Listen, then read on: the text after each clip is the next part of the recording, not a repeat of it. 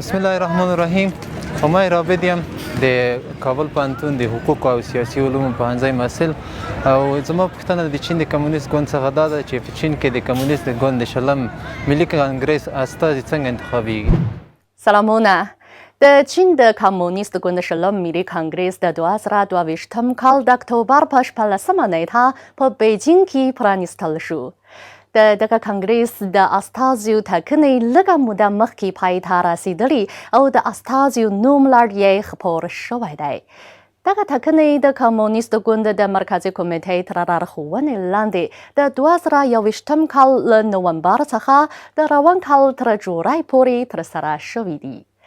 دغه ټاکنې د هېواد د ولایتونو، کورواکو سیمو، ښارونو، ګوندي او دولتي ارګانونو، مرکزي پوري ارګانونو په شمول 18 برخو کې شوي او 2296 استازي پکې انتخاب شوي دي. د چین د کمونېست ګوند د ملي کانګرېس د استازیو ټاکل د نوماندانو د وړاندې کولو او څارلو، د ابتدایي نوماندانو د ټاکنو او د مقدماتي نوماندانو د ټاکنو او رایه ورکولو په شمول له 5 مرحلو تیریږي.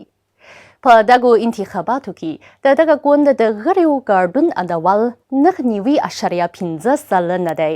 دغه راز په دغه ټاکنو کې د رایو ګرځنده صندوقونه جوړ شوي او کمپاینونه یې هم ترسره شوي دي.